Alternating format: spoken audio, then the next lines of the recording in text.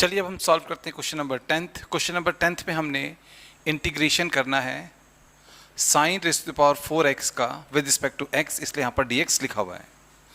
तो question number 10th में हमने इंटीग्रेशन करना है sine raise to the power 4x का विद रिस्पेक्ट टू x, इसलिए यहाँ पर dx है। ठीक है, अब देखिए हमारे पास में डायरेक्टली ऐसा कोई फॉर्मूला नहीं होता जिससे हम sine raise to the power 4x का इंटीग्रेशन कर सकें। तो यहाँ पर हम क्या करेंगे, यहाँ पर हम पहले sine raise to the power 4x को कुछ ट्रिग्नोमेट्रिक फॉर्मूले को अप्लाई करके इसको थोड़ा सिंपल फॉर्म में लाएंगे ताकि ये इंटीग्रेशन के फॉर्म में आ जाए, तब उसके बाद में हम इंटीग्रेशन करेंगे। ठीक है, तो आपने याद रखना है कि हमने sine raise to the power 4x को लिख सकते हैं, हम sine raise to the power 4x को लिख सकते हैं साइन स्क्वायर x का होल स्क्वायर, है ना। स्क्वायर का स्क्वायर 4 टाइम्स होता है ना, इसलिए हम sine raise to the power 4x को लिख सकते हैं साइन स्क्वायर x का होल स्क्वायर। आगे dx तो है ही है। अब आपने अच्छी तरीके से याद रखना है कि जब भी हमारे पास में होता है साइन स्क्वायर x, तो हम इसको लिख सकते हैं 1 माइनस कॉस 2x बाई 2। ठीक है, आपने अच्छी तरीके से याद रखना है कि जब हमारे पास में होता है साइन स्क्वायर x, तो हम इसको लिख सकते हैं 1 माइनस कॉस 2x बाई 2। तो इस फॉर्मूले से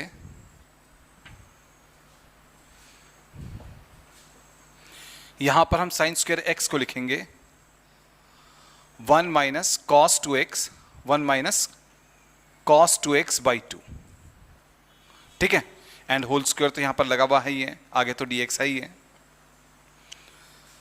अब अगर हम इस ब्रैकेट को ओपन करते हैं तो नीचे यहां पर 2 का स्क्वायर हो जाएगा 4।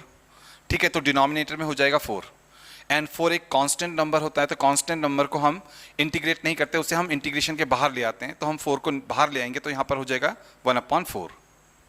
ठीक है, अब हमारे पास में यहां पर हो जाएगा 1 माइनस कॉस 2x का होल स्क्वायर, आगे dx तो है ही है। अब देखिए यहां पर है 1/4, फिर हमने इंटीग्रेशन करना है। अब देखिए यहां पर हमारे पास में है 1 माइनस कॉस 2x का होल स्क्वायर, और ये हमें a माइनस बी का होल स्क्वायर की तरह दिखाई दे रहा है। एंड जब भी हमारे पास में a माइनस बी का होल स्क्वायर होता है तो हम लिखते हैं a square plus B square minus 2ab। तो इस फॉर्मूले से 1 माइनस कॉस 2x का होल स्क्वायर हो जाएगा 1 का स्क्वायर यानी कि 1, प्लस कॉस 2x का होल स्क्वायर यानी कि कॉस स्क्वायर 2x, फिर माइनस में आएगा twice of 1 into cos 2x, हो जाएगा ये माइनस 2 कॉस 2x।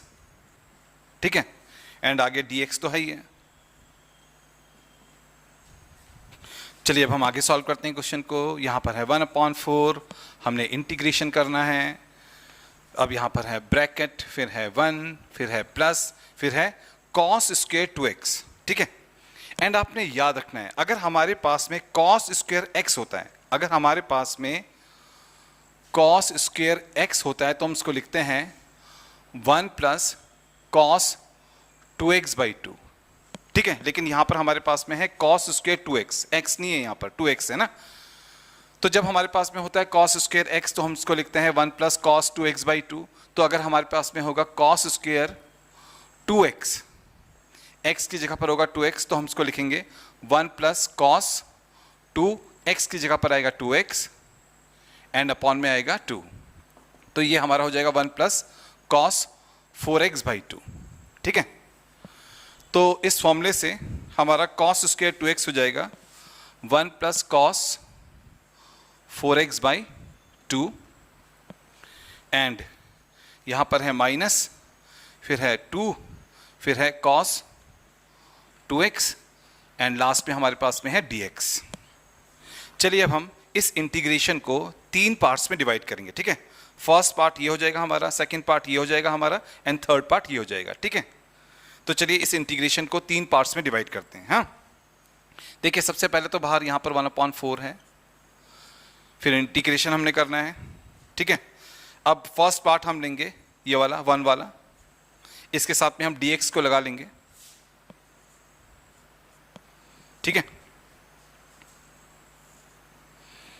ये इस पूरे को हम 3 पार्ट्स में यहां पर डिवाइड करने जा रहे हैं। ठीक है, इस पूरे इंटीग्रेशन को।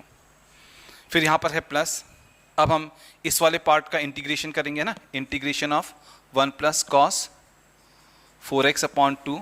इसके साथ में भी हम dx लगा लेंगे क्योंकि हमने x के रिस्पेक्ट में इंटीग्रेशन करना है ना सभी पार्ट्स का। अब हम इस वाले पार्ट का इंटीग्रेशन लेंगे, ठीक है। यहाँ पर माइनस है तो लगाएंगे माइनस, फिर इंटीग्रेशन, यहाँ पर 2 कांस्टेंट है तो ये इंटीग्रेशन के बाहर आ जाएगा एंड भीतर आएगा cos 2x, ठीक है। इसके साथ में भी हम dx को लगा लेंगे। तो देखिए यहाँ पर हमने इस इंटीग्रेशन को 3 पार्ट्स में डिवाइड कर लिया, ठीक है। चलिए अब हम आगे सॉल्व करते हैं क्वेश्चन को। अब देखिए यहाँ पर है बाहर 1/4, ठीक है, 1/4 है। फिर ब्रैकेट के भीतर सबसे पहले हमको दिखाई दे रहा है इंटीग्रेशन ऑफ 1 dx, यानी कि हमने इंटीग्रेशन ऑफ 1 करना है with respect to x। And आपने याद रखना है integration of 1 with respect to x होता है x, ठीक है। तो इस फर्स्ट पार्ट का इंटीग्रेशन हमारे पास में आएगा x, फिर प्लस। अब देखिए इंटीग्रेशन करना है हमने यहाँ पर 1 + cos 4x/2 का विद रिस्पेक्ट टू x। नीचे यहाँ पर 2 कांस्टेंट है, इसे हम बाहर निकाल लेंगे इंटीग्रेशन के, तो बाहर यहाँ पर 1/2 आ जाएगा। अब हमने इंटीग्रेशन ऑफ 1 करना है with respect to x। Integration of 1 with respect to x होता है x, तो यहाँ पर आएगा x,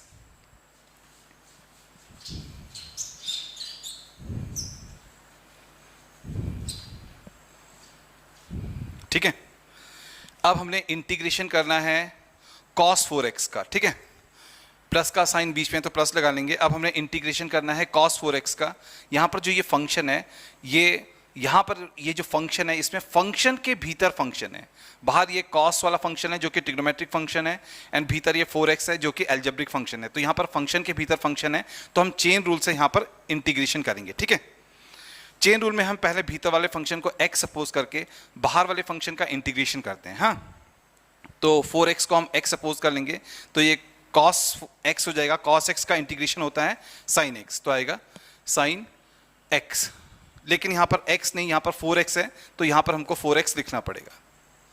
देखिए हमने भीतर वाले फंक्शन को x सपोज करके बाहर वाले फंक्शन का इंटीग्रेशन कर लिया। अब हम भीतर वाले फंक्शन का डिफरेंशिएशन करेंगे एंड जो भी डिफरेंशिएशन आएगा उसे हम यहाँ पर डिनोमिनेटर में डिवाइड में लिखेंगे, ठीक है। 4x का डिफरेंशिएशन होता है 4, ठीक है। तो भीतर वाले फंक्शन का डिफरेंशिएशन हमारे पास में आएगा 4, इसको हम डिवाइड में यहाँ पर लिख लेंगे, करेक्ट। अब यहाँ पर है माइनस तो लगाएंगे माइनस। अब यहाँ पर है 2, अब यहां पर है cos 2x। यहां पर भी फंक्शन के भीतर फंक्शन है एंड जब भी फंक्शन के भीतर फंक्शन होगा तो हम चेन रूल से इंटीग्रेशन करेंगे, है ना। तो पहले हम भीतर वाले फंक्शन को x सपोज कर लेंगे एंड बाहर वाले फंक्शन का इंटीग्रेशन करेंगे। तो 2x को अगर हम x सपोज कर लेंगे तो ये हो जाएगा cos x। cos x का इंटीग्रेशन होता है sin x, है ना। तो आएगा sin x, तो आएगा हमारे पास में sin x। लेकिन यहाँ पर x नहीं है, यहाँ पर 2x है, तो हम x नहीं लिखेंगे, यहाँ पर 2x लिखेंगे, ठीक है। अब हम भीतर वाले फंक्शन का डिफरेंशिएशन करेंगे। 2x का डिफरेंशिएशन होता है 2, इसे हम डिवाइड में लिखेंगे, ठीक है। देखिए यहां पर हमने इस पूरे फंक्शन का इंटीग्रेशन कर लिया। अब क्योंकि हमने पूरे फंक्शन का इंटीग्रेशन कर लिया है तो अब हम यहां पर लगाएंगे c, coefficient of integration c को यहां पर लगा लेंगे, ठीक है। जब भी इंटीग्रेशन कंप्लीट हो जाता है तो हम c को यहां पर लगा लेते हैं, करेक्ट। अब आगे सॉल्व करते हैं ना। अब देखिए यहाँ पर है 1/4, ठीक है। यहाँ पर बाहर तो है 1/4, फिर ब्रैकेट के भीतर हमको दिखाई दे रहा है यहाँ पर भी x, यहाँ पर भी x दिखाई दे रहा है, लेकिन ये हाफ x हो जाएगा, ठीक है, क्योंकि हाफ बाहर है। तो हाफ x प्लस x हो जाएगा 3/2x, ठीक है। फिर प्लस, अब हाफ से हम इसको भी इंटू करेंगे ना, तो ये हो जाएगा हाफ इंटू साइन 4x/4 हो जाएगा साइन 4x/2, 4 जा 8, फिर माइनस। अब यहाँ पर नीचे 2 है, यहाँ पर ऊपर 2 है, तो 2 से 2 कैंसिल आउट हो जाएगा, तो यहाँ पर बचेगा हमारे पास में साइन 2x, ठीक है। एंड आगे प्लस में c तो है ही है ना। अब हम 1/4 से इन सभी टर्म्स को इंटू करेंगे और इस ब्रैकेट को यहाँ से हटाएंगे। तो 1/4 से जब इसको इंटू करेंगे तो आएगा 1 3 जा 3, 4 2 जा 8 एंड x, ठीक है।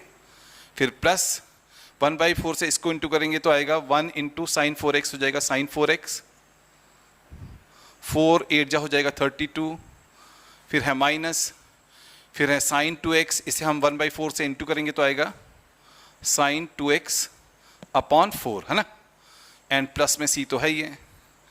तो ये आ गया हमारे पास में इस फंक्शन का इंटीग्रेशन, ठीक है। तो हमने इस फंक्शन का इंटीग्रेशन यहाँ पर कंप्लीटली कर लिया, तो ये आ गया हमारे पास में क्वेश्चन नंबर 10 का फाइनल आंसर।